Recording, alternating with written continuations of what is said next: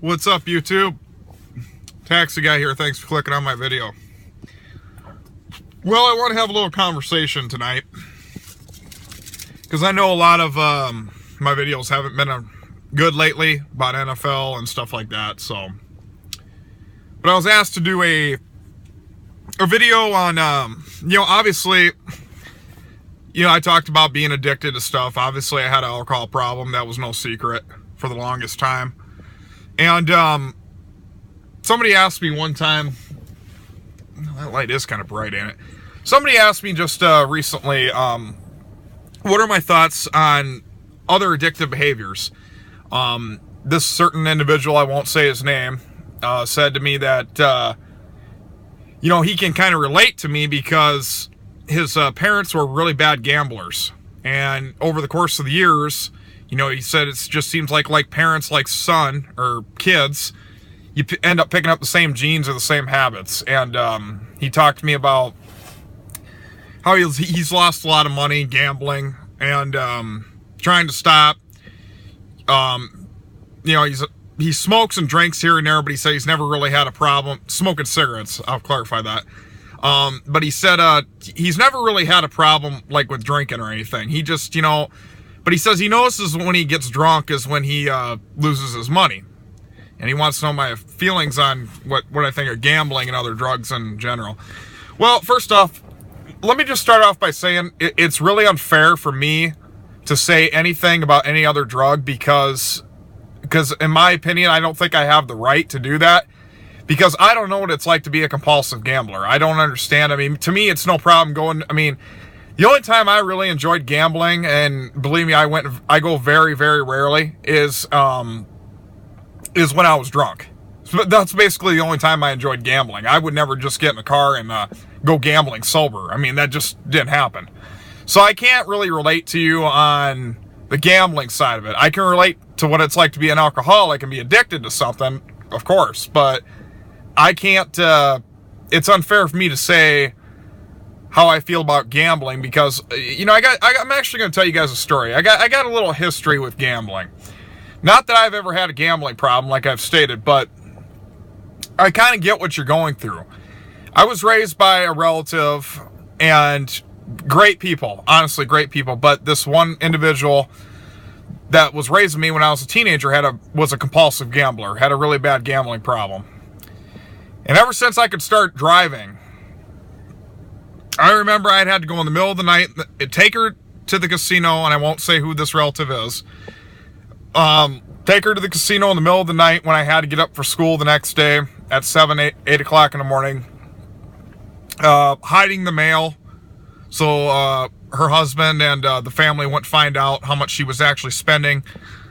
And just a lot of stuff in general. I noticed one thing, and it wasn't true till I got sober, is we addicts have all one thing in common. We lie. That just goes hand in hand. We lie. Whether it's a white lie, a small lie, or a dark lie, or black lie, I mean, whatever it is, it's some sort of a way we lie to cover up our addiction or blame past or to shift the blame on someone else. It's just common. And so I understand what it's like to go through that, and and every time they lose their money, they'd be pissed off, angry, take it out on the family. We were walking on eggshells, and I'm not saying that my relatives didn't do a great job raising me, because they did. I mean, I wouldn't have asked for anything different, but it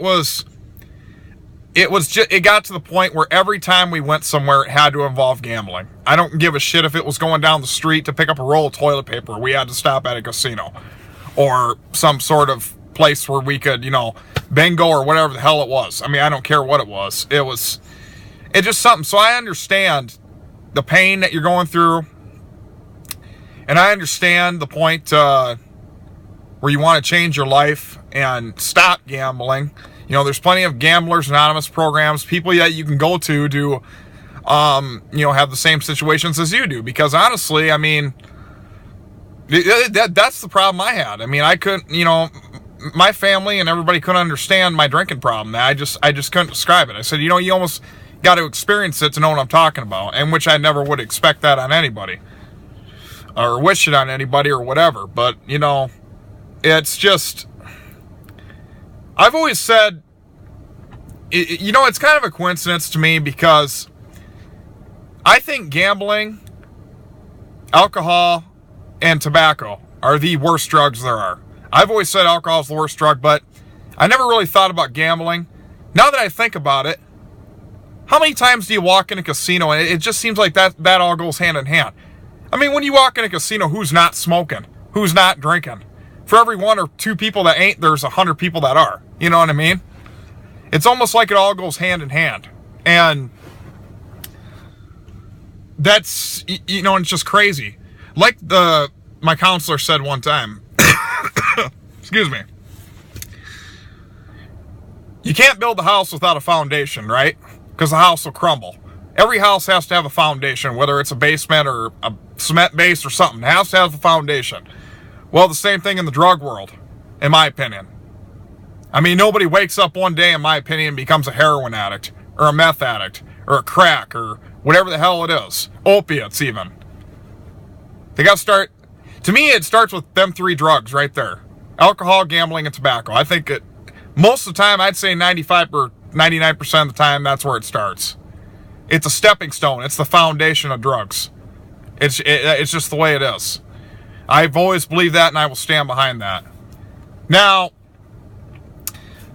gambling, to me, it's not a physical drug, but it affects the brain the same way.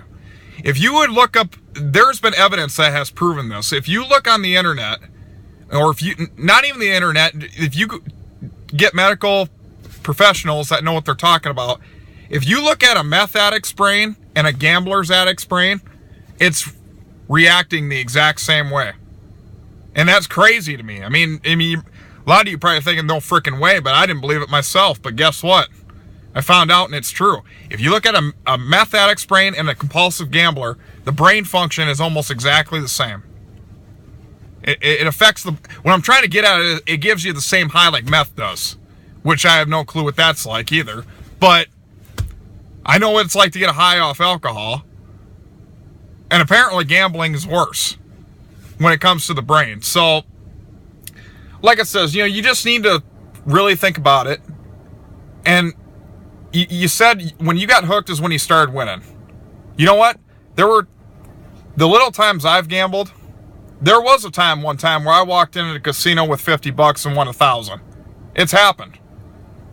You know, but in the back of your mind, if you're somebody who's, see, I never had a desire to go back right away. I wasn't one of those guys, if I won $1,000, I'd get up the next day and go back. Just wasn't me. I mean, and like I said, in the most extreme cases I've seen one of my family members be $1,000, $2,000 ahead, and they spend it on the same machine. They don't even get off the machine. To me, that's crazy. But then again, I'm not a compulsive gambler. I don't understand it. Just like people couldn't understand me who don't have a drinking problem, that every time I picked up a case of beer, I'd have to get drunk or I'd have to drink the whole thing. You know, some people can pick up a 24-pack of beer and drink 2 or 3 beers and be done. I couldn't do that. Either I had to finish the whole thing or I had to get so damn wasted where I didn't know who the hell I was. You know? So, that's why I say it's unfair for me to judge anybody. And I wouldn't judge anyway, but I'm just saying, you know, that's why it's unfair for me to make a comment on that. But you need to look at getting yourself into treatment, you know?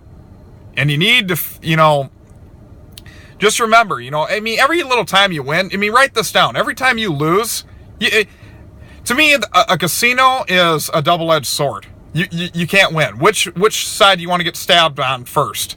The dull side or the sharp side? You know what I'm saying? The sharp side, you go broke instantly, you can never gamble again. Or the dull side is you just keep cutting yourself over and over and over again until you're bankrupt. Because they don't pay the bills on them casinos because everybody walks out a winner. I mean, you got to figure between the maintenance on the slot machines, paying the card dealers, paying the waitresses, paying the staff, paying the security guards, paying for the maintenance on the casino floor. I mean, that's got to come out of somebody's pocket. And it sure as hell ain't theirs. You paid someone's wages probably for a couple months or something. One guy. So you need to really think about, next time you want to gamble, just think about that. And just think, the money you can save and what you could do with the money you're spending. I mean, hell, I'd rather see money like that go to a homeless person that needs it rather than, because them casinos don't give a shit. You're a number to them. You're not even a number. They can survive without you, believe me. I'm pretty sure a $100 million casino is not going to care about Joe Blow entering and spending $1,000. They ain't going to care. That's just the way it is. So I hope I'd answer your question good. Like I said, I understand. I can only imagine the pain you're going through because I experienced addiction myself. Like I said, addiction has many faces. The gambling and alcohol are just the tip of the iceberg. So I'm sending prayers out to you. And like I said, if you need anything else, I can message you personally or whatever. But hope you get better, man. God loves you.